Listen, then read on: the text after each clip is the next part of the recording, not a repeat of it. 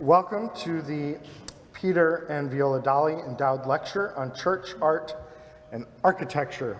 It commemorates the lives of two people. They spent 48 years together until Peter's death in 1982. Their deep and abiding faith in Jesus enriched their lives together, and with the family, the church became for them the primary source of comfort, strength, and love. Both exhibited an artistic sensitivity. During his life, Peter was a master builder. He loved his work and devoted his life to constructing everything from simple homes to complex buildings. Viola Dolle embodied a spontaneous spirit, and although she would not have considered herself artistic, that spirit of spontaneity is the life of art, and her life has revealed this spirit day by day. It is fitting that these annual lectures explore the questions of church, art, and architecture in memory of Peter and Viola Dolle. Tonight's presenter is Emil Frei of Emil Frei Incorporated. For over a century, Emil Frei Studio has contributed to the aesthetic quality of Christianity by its design and crafting of beautiful stained glass for sacred spaces. Their legacy is present at St. Meinrad in the upper windows of the Abbey Church, in the windows of Memorial Lobby, in the windows of Montecasino Chapel, and the windows of our chapter room. Emil Frei, our speaker tonight, he has worked in the family business since the age of 11 and is now the fifth successive generation to head the firm and is his father's boss. He has bachelor's and master's degrees in theology from the University of Dallas. His topic this evening is the sacred transmitted stained glass in the legacy of sacred art and architecture. Please join me in welcoming Emil Frei.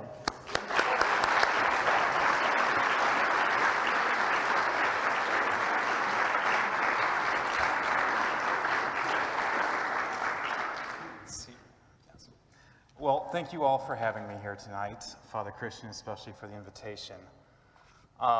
Just looking over this list, it reminds me that my family is pretty prolific. I'm not the first family member here to give a talk at this lecture series. My great uncle, Bill Schickel, in 1990 was already here. So it's just one of those funny coincidences. I know that many of you here are here because you have to be. I know that we're at the start of a new school year. You're probably thirsty to go back into all the heavy academics. I'm going to keep this on the lighter side. This is not going to be a theological treatise. This is going to be a craftsman talking to you tonight. So I want to, again, thank you guys. And afterwards, I've told a couple people, one of the greatest joys is the question and answer period. So feel free to blast away on that. I call this transmitted, the sacred transmitted, principally because stained glass is a unique art medium. Pretty much every other art medium requires reflected light bouncing off the surface of an object and hitting you in the eye. Stained glass requires transmitted light. I think this is also why it has always been so closely tied to sacred spaces. Stained glass it was born in the Christian era and then in the environment. It's never really moved effectively out of it on a large scale.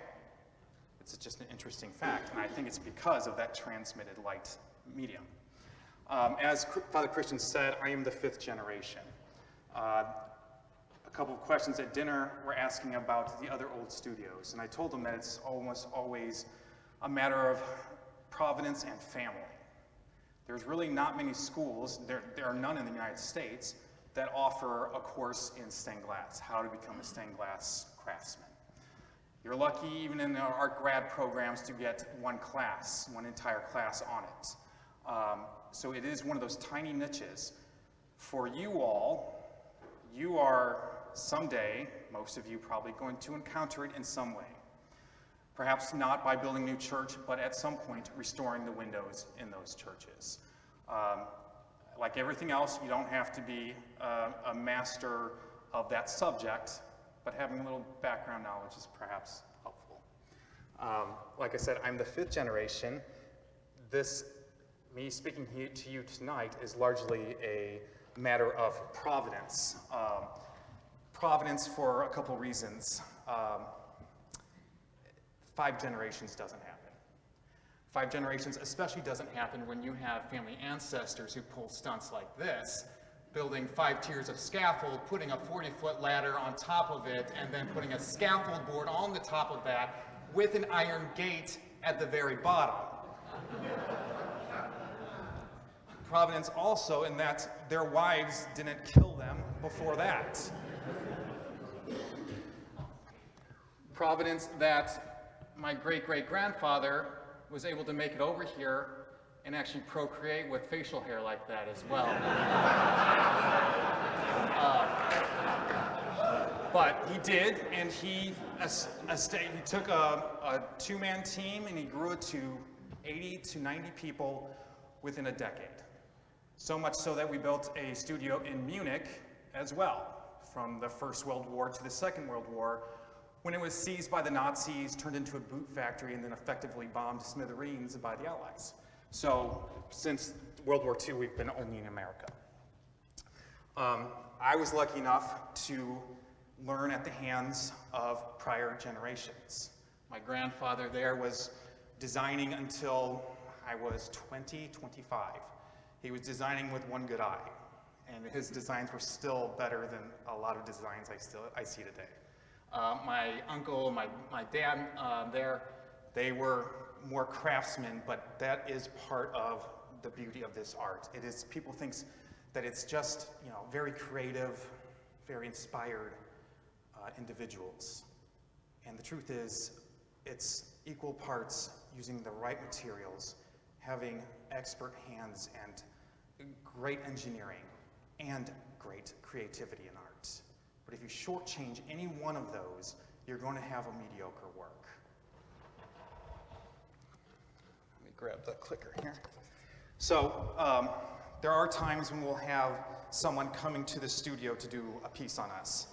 And I think when they come to the studio, they're coming and expecting us to be good little monks at each at our desk, illuminating some manuscripts.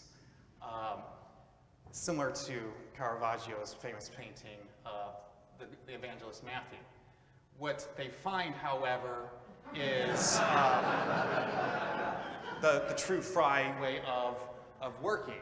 And I just love this quote. Chuck Close said, "Inspiration is for amateurs. The rest of us just show up and get to work." Anyone who's been a part of a craft understands this to the core. We enter into these magnificent places. St. Meinrad's has a bunch of them. The chapter room, I think, is one of the most spectacular places. That is a lot of sweat, a lot of hair tugging, pulling, measuring, getting up into tight, cramped areas where it's way hotter. I mean, sometimes it's not fun. But you do it because you get to create something of a lasting legacy, of something of real noble aid to the life of the church. So I said that part, I'm going to go through the different parts of what goes into a good stained glass design, what goes into a work that lasts for 100 years versus something that is removed after 10 years. And this is true, like if you put in that extra effort at its inception, it will be around 100 years from now. The oldest surviving stained glass windows are in Augsburg, Germany. They date back from 1060. We know that they were so expertly done that the craft was already very much advanced by that. So one of the hallmarks of a good stained glass window is its material beauty. We use mouth-blown glass. In America, this is becoming less and less common to use, principally because it is very expensive. It is an art form in and of itself. So almost all of our glass comes from Germany, France, and Poland. To learn how to do this takes around 30 years. So all of our glass is kind of custom made to a specific color. So I'm just going to say something right. We don't add color to the glass because that's another one of those myths. It's producing a different textures in the glass as well. So on the left here, there are some glasses that have very strong striations where you can see through moments of them, and then there are big bubbles on other parts. And then there are other sheets of glass that have microscopic bubbles, and then when the sunlight hits them, you have this shimmering effect. By using all these different kinds of textures, you have this kind of panoply, this really wonderful diversity of depth and just texture that can turn a simple design into something gorgeous. So this is an example of what that happens when you have a beautiful material beauty. The background of this, and it's a detailed shot, there's no paint on it. You're looking through at trees outside, but look at how they're transformed. It's because you have such a crystalline quality, and even the way that the face is really the only piece painted, and the shoulders as well, on this entire window. But having that utter transparency will allow more depth to your painting lines.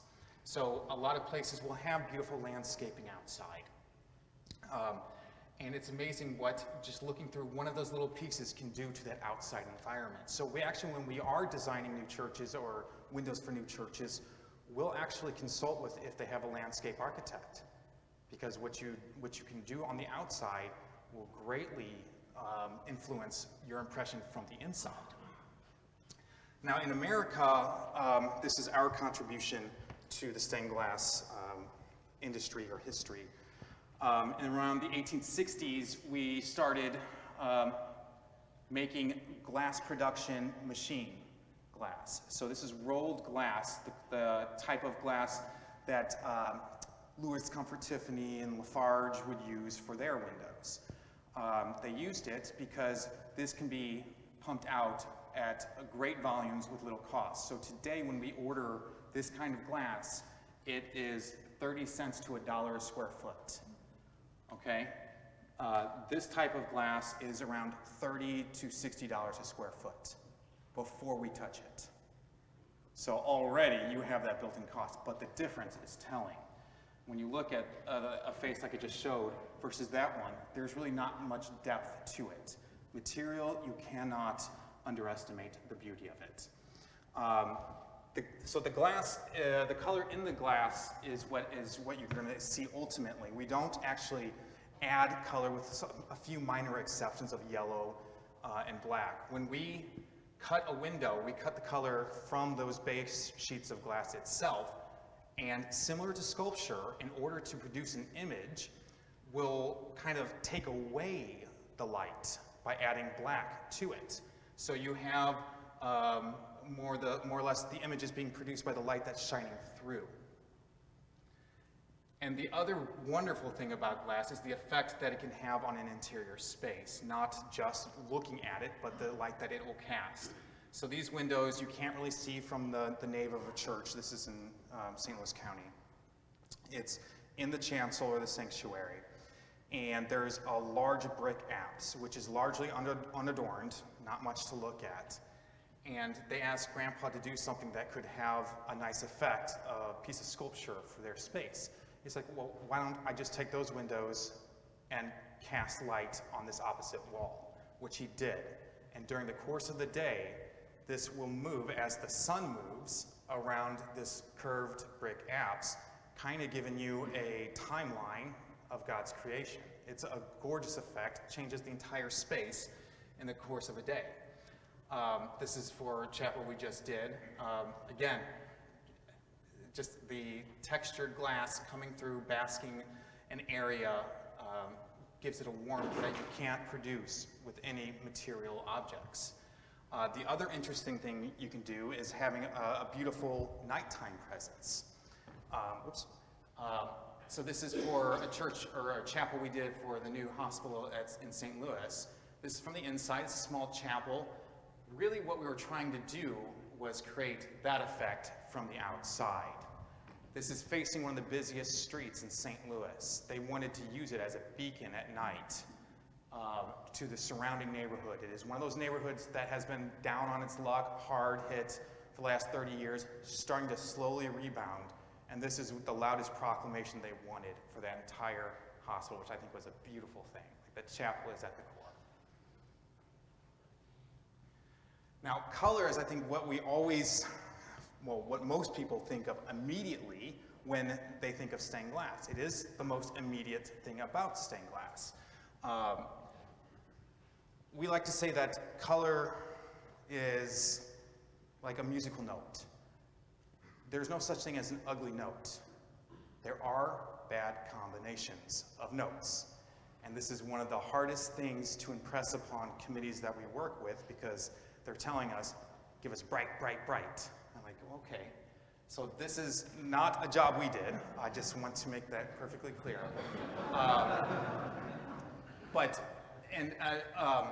This is what happens when you want to give a lot of color.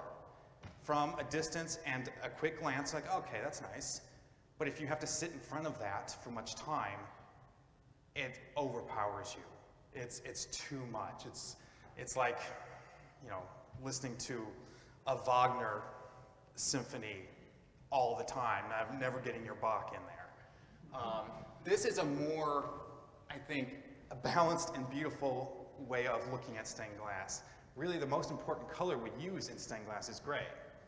It's the color that allows all those other ones to pop, to sing, to use in our colors, select our colors in the correct proportions. So if you look at this, this does have a red effect to it, this window. But if you start counting the pieces, only around 5 to 10% of this window is actually red. It's just that strong. But that red is still a very present piece of it. But you have moments of rest as well. And then where you want your focus driven, that's where you punctuate it with your color. Similar to the earlier one with the brick wall, here is what Grandpa did for a Methodist church in Wichita, Kansas. They had these huge concrete columns, which were very boring, ugly. They did not know how to get around it. And Grandpa just said, well, let's just make a very simple design and use the color to create kind of a light spectrum, a rainbow. And so he made it as simple as possible, but even still, on the left, he used probably over half his color was whites and grays, and the rest were blues. And then he went with greens and ambers and clears to produce his green. If he just went with pure on green, that would look like a clover leaf. It would be way too strong. Color also is a very important factor depending on which direction you're facing. There are all these things with stained glass that you have to think about, because blue, if you notice in a lot of churches, is more common on the east side. As the sun is rising, you have a calmer atmosphere, yellower or greener light, so blue is often used for that side. As the sun, during the course of the day, as the atmospheric dust picks up, your sunlight becomes redder and redder. So seizing upon that, almost always on your west side, and this is true in France and in America and your traditional churches, the west rose window will be your red one. So that's, I think, also in part why Mary's always, the blue window is always on the left of the transept, and Christ is always on the west side.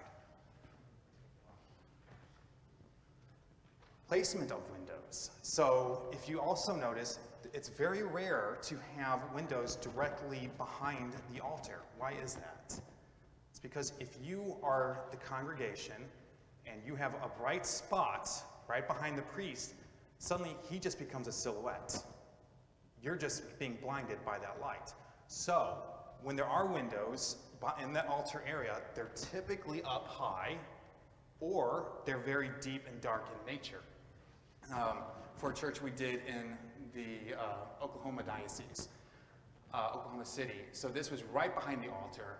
We made this so dark, like when I was cutting it, I could hardly see through the glass. And yet you see how powerful it is here. And then even at sunset, it gets stronger still. So when they first contacted us, they said, we're just planning on boarding these up. I'm like, no, we can solve this for you and make it beautiful in the process. The other great thing about color is that you can have symbolism in those colors themselves. So I was advising the Cistercian abbey on a crucifix they had inherited from the 17th century. The cross part of it was painted green, and they thought it was a later addition because they thought it looked modern. I told them, no, actually, that green cross is a very traditional depiction. Why? Because green is the color of life. The cross is life. So even in the 12th century, they understood this, and to this day, for people who are interested in the more traditional depictions, you often see the cross depicted as green. Actually, this is some windows that Brother Martin Ersbauer did, a monk here at the Abbey. He used the colors of the liturgical seasons to produce a really beautiful rainbow in their adoration area. So as the course of the day, it's a semicircular apse. The sun will hit one and the next and the next, so you get this whole progression throughout the course of the day of the liturgical year. And lastly, I love this window.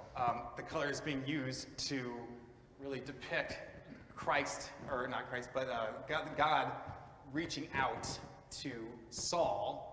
Blue, a more recessive color, one that wants to fade away. Paul backing away from it. Just really fascinating. So symbolism and composition in windows, I think, is one of the more interesting parts to any kind of stained glass commission. A lot of times we'll get comments from, or the first questions from the committees will be like, well, we want this saint and that saint and this saint, and you had to pump the brakes and say, okay, let's think about this. There's nothing wrong with saints' depictions. We can do that all day. There's also something more. I think your chapter room has some of the most ingenious usage of symbolism I've ever seen. So for those of you who have not seen it, I understand it's currently under renovation. At some point, check it out. It is incredible. We'll get to that last slide. In the Munich style of stained glass, so represented here in the Abbey Church, especially in the nave windows, you'll have the depictions of a saint's life or of Mary or Christ, but it's usually either a scene or a static image. But they knew how to have fun too. So this is at my childhood church in St. Louis, St. Francis de Sales. And you look up in the apse, they have, your four fathers of the doctors of the church up there, and then also St. Thomas Aquinas. And I was here for 20 years and never noticed this until I was working on these windows. And then you notice something very interesting in this window, in the chalice. Yeah, so for those of you who are just kind of playing along cleverly, yeah, wow. It's actually a reflection of the church itself. So you look back, it's a reflection of that church, which I think is just genius theologically as well. You have the idea of the mystical body of Christ with the Eucharistic body of Christ. I mean, that's a sermon, that's 3 weeks of sermons right there. That's, St. Augustine would have a field day with this. And that's 40 feet up in the air. But every time I point it out to people, it's the most trippy thing to them. They love it. So also architecture plays in a large role, and we're going to talk about that as well. This is for some chapel we just did at St. Louis University for their Catholic Studies Center. They wanted the saints, and that's fine, and so we thought we'd have fun with it. So this is St. Therese of Lisieux and her family. Her mother was a lace maker, and her father was a clockmaker. So we wanted to have something more than just a picture of the family. So in the halos, we made the design of a lace kind of quality, and for her father, kind of in the shape and images of gears for clocks. And then, of course, you have her halo being flowers. We'll get to it more, but like, it's when you design and compose something into some of these windows, where you layer it so that at some point in the future, maybe it's your 10th time, maybe it's your 100th time, maybe it's your 200th time, you say, oh my gosh, I've never seen that before. I've been here this long. And you get excited. And what do? You share that with someone else. And in the process of that, you're sharing, effectively, the gospel. So I think for a good sacred artist, he's also, in part, an evangelist. That is what we do. We share the gospel through images. This is a beautiful one, too. I could show you images of good designs all day. I've limited this whole presentation to like 60 slides. I started out last night at 250. And so this is in Baton Rouge. So this is a window dedicated to the high priesthood of Christ. And of course, his image is pretty dominant there. But then you see, superimposed on it, is the ministerial priesthood of Christ, offering up the chalice. And you start looking more, and you see the candles of the altar there. And then you see more, and you see his blood going down through these little vignettes here of the sacrament. So the sacrament of marriage, and the anointing of the sick, and of penance. So his life-giving blood going through that, and then finally going down to the souls of purgatory.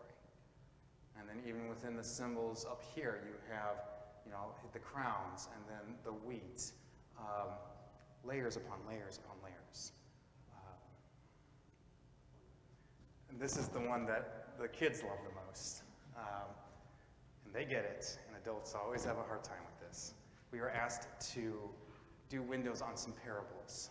And that can be remarkably hard. These are long stories. So how do you condense it into one image? And I'll give you a second. Maybe some of you already got it. And it's immediate for a kid. So it's easier for a camel to pass through the eye of a needle than for a rich man to enter into the kingdom of heaven, depicted by the mystical rose. So all of that entire saying there depicted in a usage of roughly 3 or 4 images. And you can use just traditional images, symbols, depicted in a different way. This is another parish that had a large kind of Catholic school, young kids, and the priest intentionally in the chapel, he wanted apostles on one side and prophets on the other.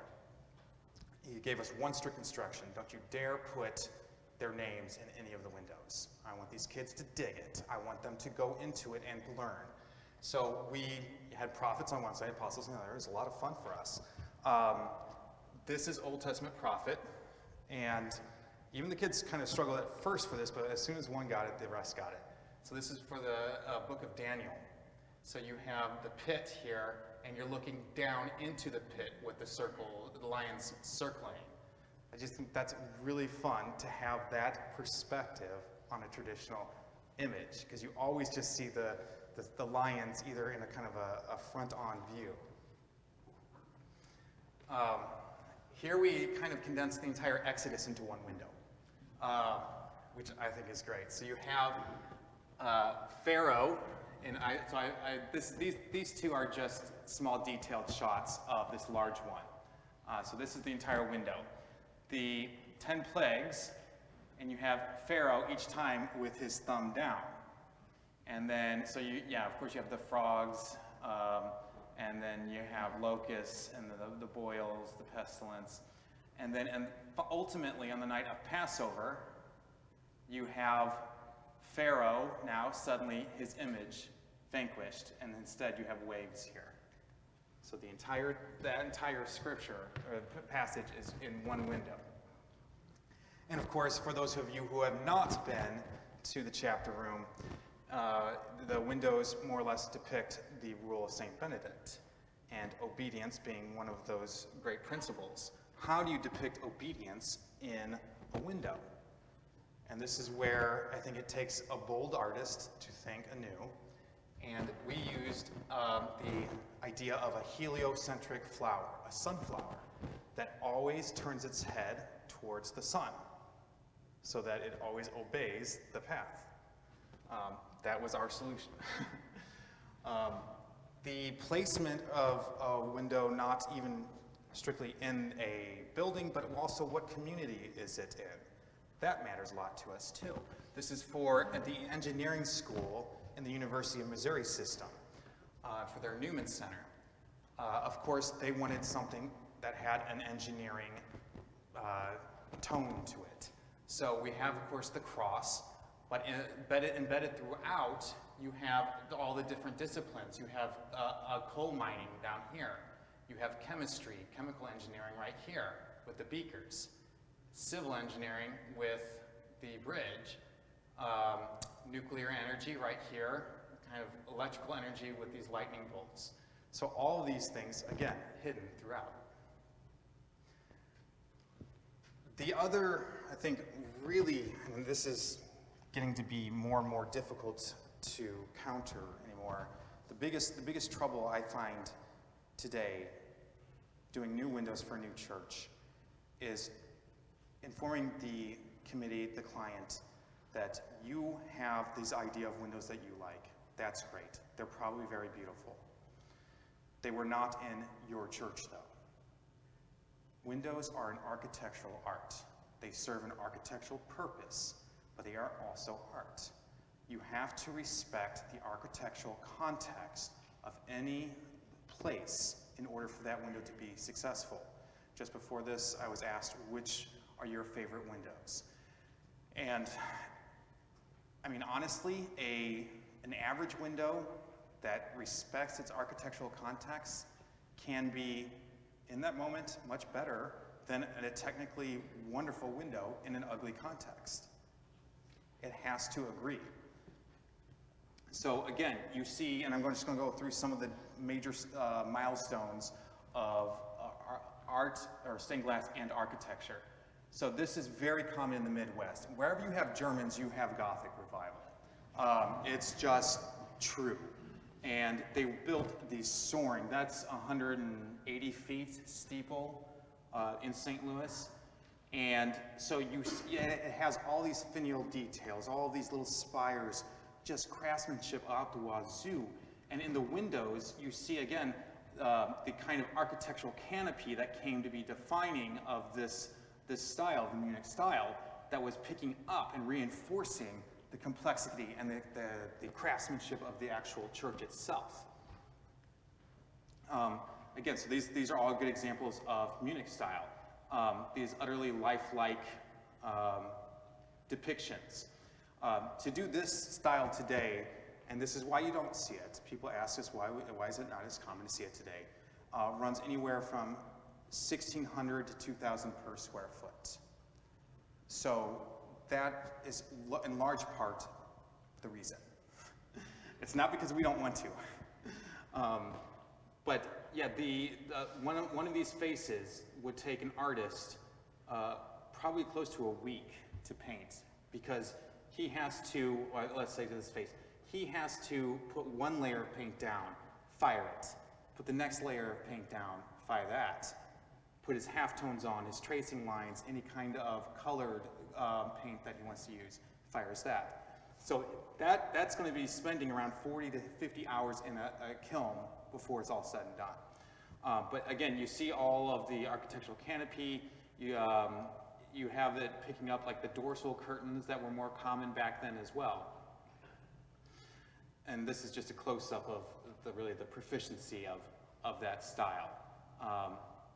it really is, you guys should go back up to the Abbey Church and just admire those windows.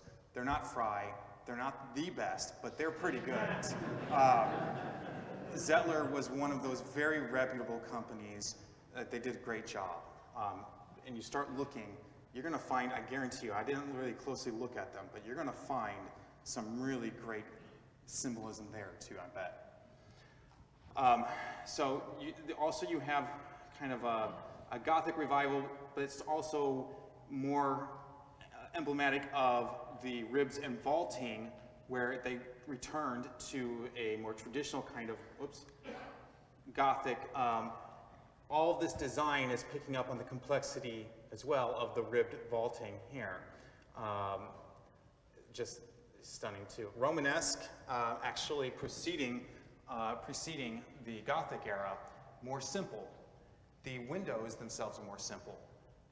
And this is just a fun fact for you guys to know. Why were Romanesque windows so small? It's because the walls themselves were bearing all the weight of that roof. Gothic windows were much larger because the advent of the flying buttress relieved a lot of that weakness. That would take all the support. And now, so in a Romanesque church, the more space you devoted to a window meant the weaker the wall. So hence, you have to be lighter in your glass because you needed to admit light because you didn't have light fixtures. So to this day, Romanesque windows, when we do them, usually a very pale style. In your own, was it the memorial or the lobby out there? Yeah, very lightly done, right? Those are very Romanesque. And this is I think the really interesting moment in America, in the mid-50s, where you start getting different styles emerging. This is by an architect, Ed Schulte, who I looked on your list. Dennis McNamara gave a talk here a while ago. He's a big fan of this guy and has done a lot to promote him. He started cleaning up the Romanesque and doing other things with it. And with that, we also, at that same time, we did most of the churches that he designed. Started playing around with it, going a little bit more modern with our own design. So this would have been roughly 1940 here, this window in this church. This is around 1955, 1960. You can already see how much things have changed. And the advent of the parabola is really popular at this time. Also, look at the difference, and I'm going to show you a couple more, just the shapes of the windows too. Look at the size, the scale of this. Also, it's right behind the altar, so that is another thing. That's why this window is so deep and dark. And similar at the Norbertine Abbey up in De Pere, Wisconsin. That is a window that is around 50 feet tall of Christ. And in the Benedictines in St. Louis, they actually have very little to no stained glass at all. The only stained glass they have is a screen of glass that we made for behind their altar. They have a church in the round. And the main entrance to the church is right here. Now, naturally, any latecomers would be coming around and be kind of shamed for their tardiness. Or you'd have people waving to say, hey, I'm sitting here. The monks didn't like this, so they had us made a stained glass screen to hide that effect. But here, it's no stained glass. As you get later and later into the modern era, it became more common to not include stained glass at all, which also explains some of the reason why there are fewer and fewer stained glass studios like us left. Not only did the amount of stained glass studios start to dwindle because of the amount of church commissions, but also where those new churches were being built, a lot of times they were opting for this style as well. This is for St. Michael's in Biloxi, Mississippi, right on the waterfront, where main kind of path of Hurricane Katrina. I'll just pass that one up. Okay, this one's fun. I think it's a beautiful window we just made 5 years ago. Jonah and the whale. Jonah is there getting thrown off of the whale. It's light in color, pretty simple. So then, where is it in the church? So just think about that for a second. Well, I'll show you.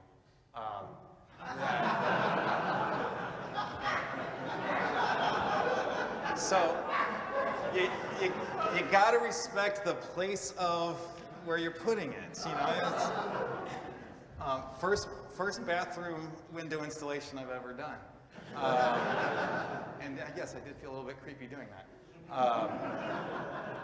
Yeah.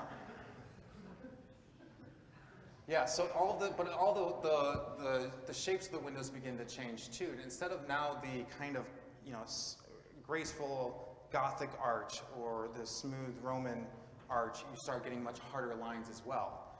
Partially because it's cheaper and easier to build that. So stained glass has to adjust as well. And again, rectangle, this is also the era of the rectangle box churches. No longer do you have those windows with the beautiful tracery. You notice as a result, there's no tracery around any of these more modern windows. Same thing. So I just want to use this last couple of slides as just a summary case study. This is for the Cistercian Preparatory School where I taught for 4 years. They were building a new chapel down there for their students.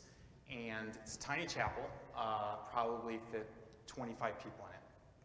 And this is it before anything has been really done. It was just kind of the shell.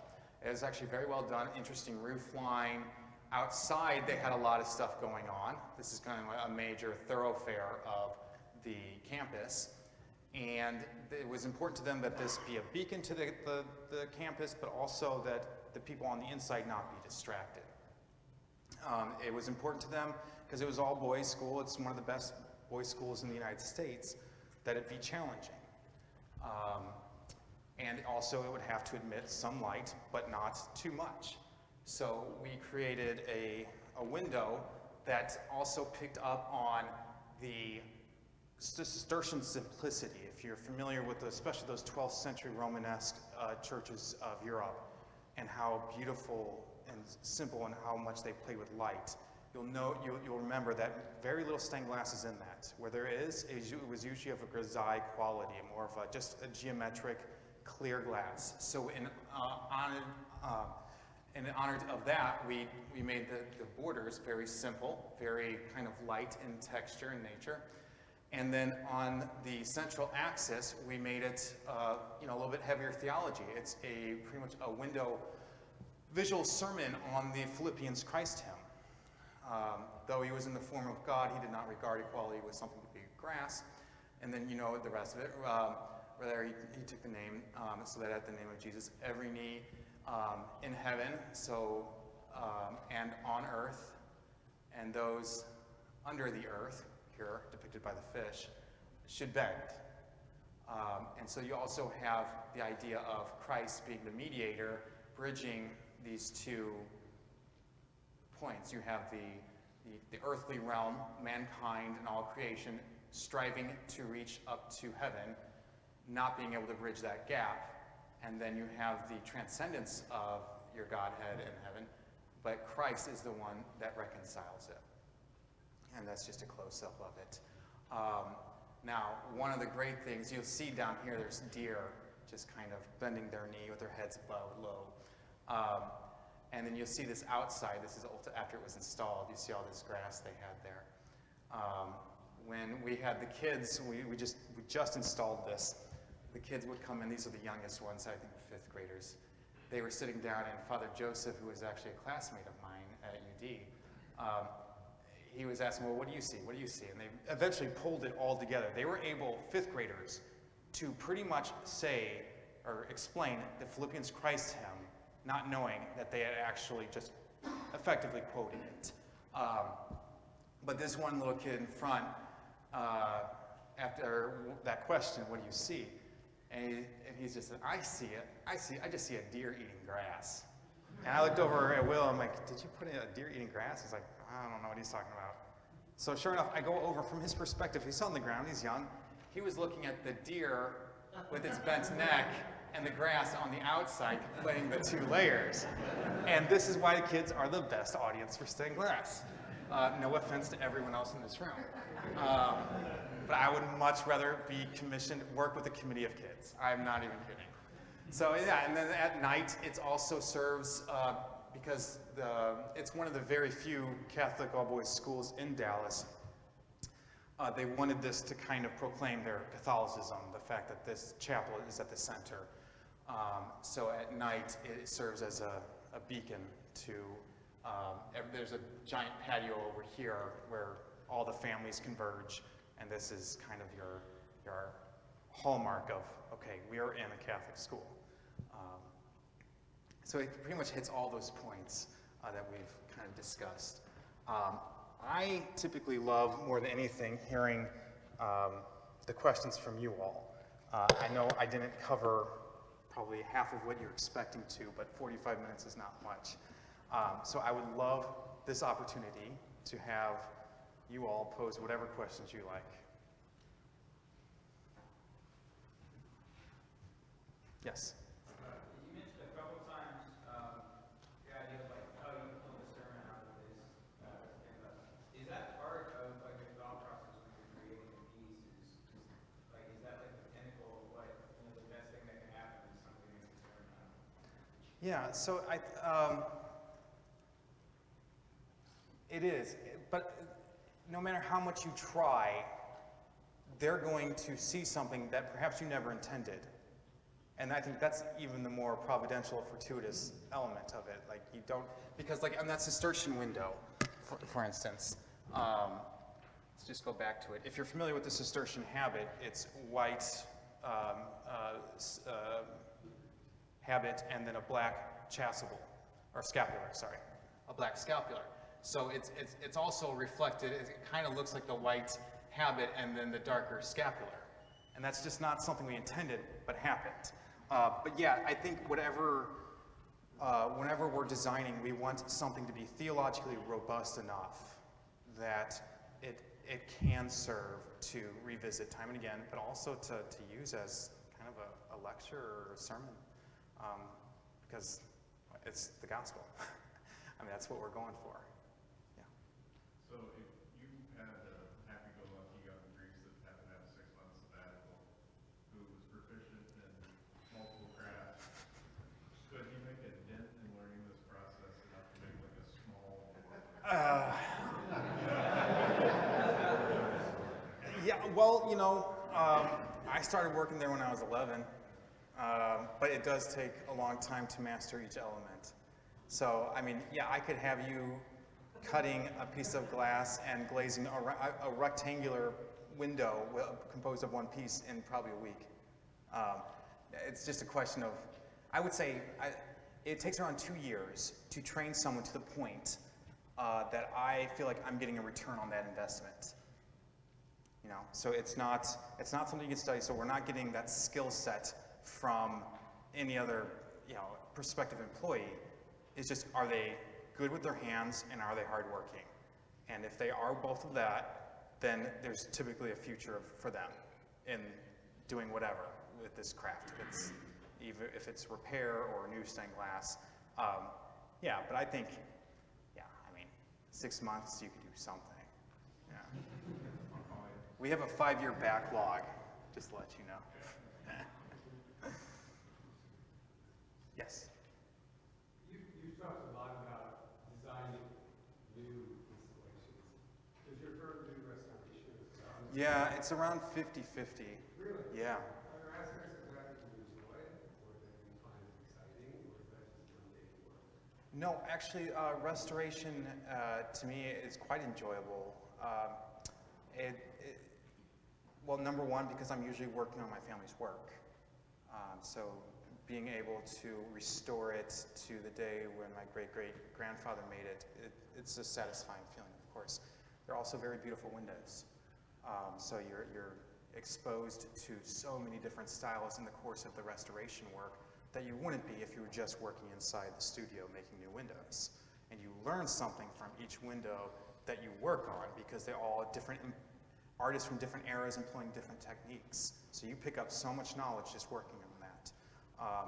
And it's similar also to, when you cut your grass, seeing the before and after. And it's just, yeah. Are you able to tell your family members' work of art if you hadn't seen it before? Like if you were to walk Oh, into yeah. church, you can tell who made Oh yeah, grandpa, great-grandpa, they all had distinctive styles. Because they were all at different eras within the church, especially within the artistic styles of the church. Great-great-grandpa came from this Bavarian style, very much where churches were rather uniform in their architecture and therefore in their windows. And it was very much the architectural canopy and very lifelike, realistic. Emil Jr. led the studio into he was a pioneer in the liturgical movement in the United States, so definitely a little bit more modern. My grandpa was more childlike in his delivery of designs. Actually, I can always tell where Grandpa was because for whatever reason, he had a fascination with turtles, and it seemed like he plopped them in just for no reason whatsoever. But it was a wonderful thing, and I pointed out to my wife, and I wanted to point that out to my kids. Like when, someday, there's your grandpa. That's him. Yeah, so you can see that just like, yeah. Early on, you mentioned that stained glass as a medium is unique and that light passes through it rather than bouncing off of it.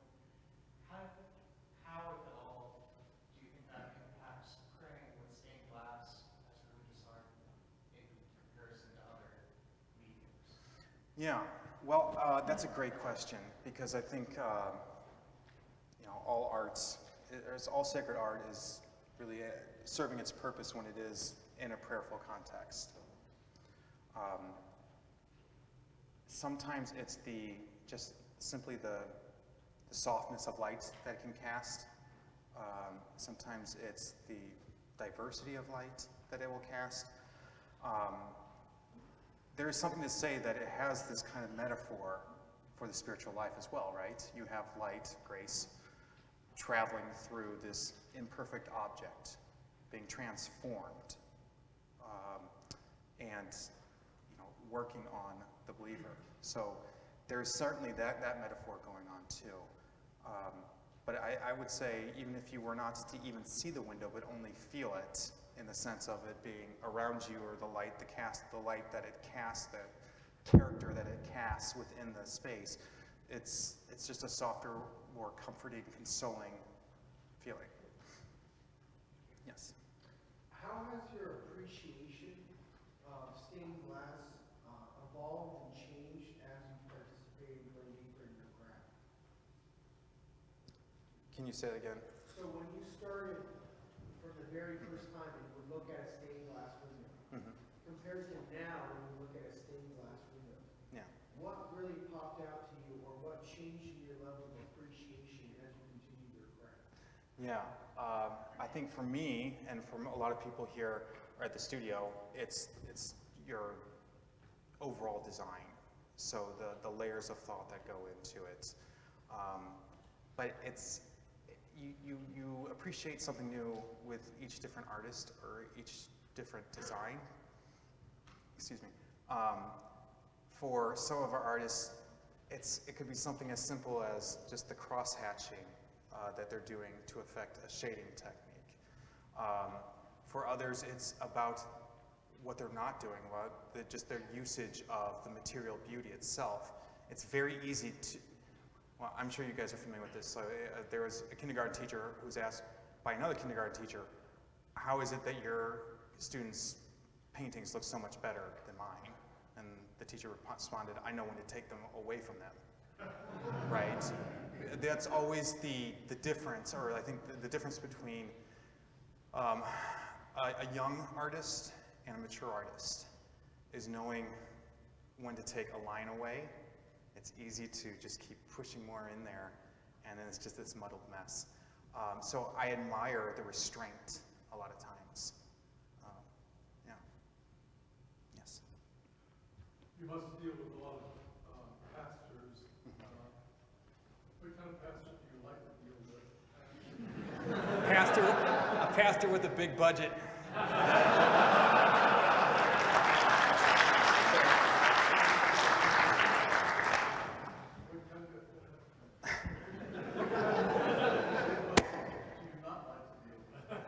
No, I like a pastor that is strong, who has formed his committee well, that will have some idea of what he would like. It's easy to work with those. Sometimes the hardest pastor to work with is the one, or the committees that are hardest to work with, are the ones that really don't know what they want, or just keep grasping at a feeling. Yeah, so certainly you have, there is a certain strength required to be that pastor. Also because as a pastor or a committee, you're going to, if these windows aren't well received immediately, you're hearing about it. So it takes some strength to say, no, these guys have it right. Like they know what they're doing. We have studied this. Yeah, I think I've noticed in my own just 10 years of meeting with committees, good preachers make good collaborators with art. There's never a shortage of ideas, in my opinion. Not everyone has to be an artist. I think it's basically knowing what the charism of your church is, like listening to your people. Does the pastor work well with the architect or the GC? I mean, it's a shame that a lot of times he turns into almost this project administrator, but he has to be able to dialogue with all of them, because every one of our jobs or components relies upon the other. An architect's work is going to look better if we know what he's doing, he knows what we're doing, and the priest backs both of us up. So, yes? You mentioned a little bit about the technical process in your studio. What does that look like? And are there specialties within the shop, or does one artist stay with one window for the entire duration?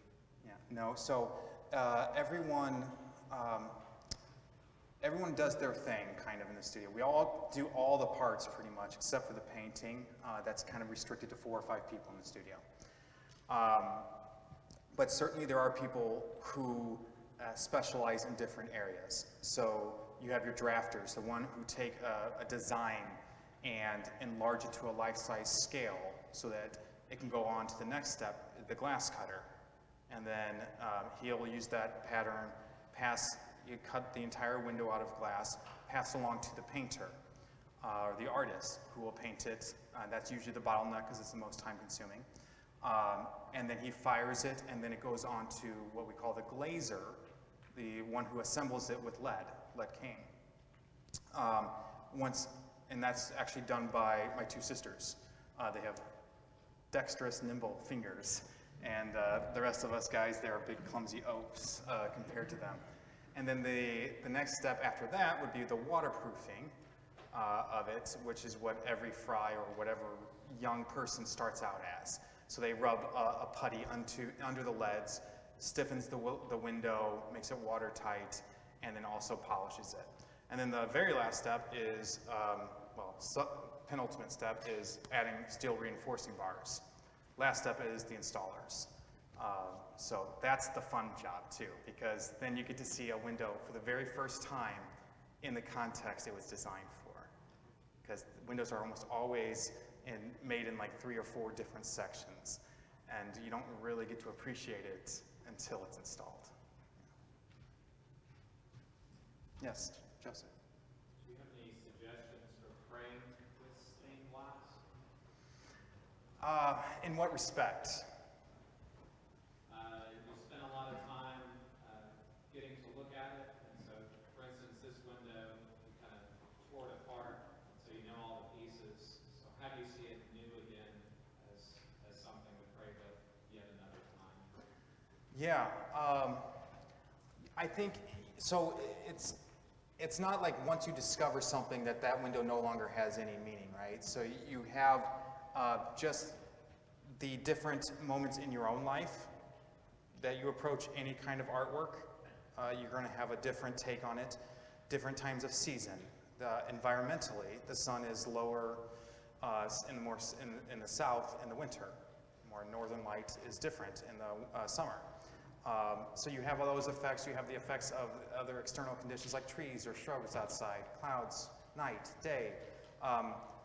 But I think anything that is done well, and I'm talking even from the technical standpoint, there's something to appreciate it as its totality too, not just simply to pick it apart, but similar to an icon where there's an invisible reality that's trying to be delivered through a material reality, right? So I'm not sure if I really answered that, but it's to me it's always changing. Yes. How many people work for your company, and how do you identify talented people and develop their talents? Yeah, so we're currently, we fluctuate between 15 and 20 depending on the jobs we have. We'll hire occasionally a group of 3 or 4 people to do our mosaic jobs, because we also do mosaics, and I know we're probably running out of time. So around 15 to 20, what was the second part of your question? How do you develop their talents over time once you identify? Yeah, so you basically have to throw them in. It's baptism by fire. And it's awfully hard because you can do it yourself very well. Most of the people in our studio have been doing it for 20 years, so when you're watching someone fumbling around with a glass cutter, it's, just let me do it.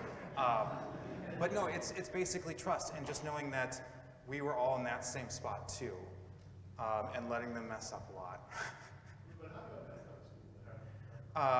We've been really lucky. Providence is what we rely on. Usually family members, friends. We've tried getting them through larger, more kind of commercial means, never works out. Word of mouth. People who are interested. Actually, the one effective thing we do is advertise in the St. Louis Catholic newspaper, The Review. Because you know that that person is at least very interested in working with the church or with art. So to me, character and interest matters almost as much as a technical know-how. I can teach you technical know-how. I can't teach you how to care, right? So that's yeah. So. Let's thank Aaron.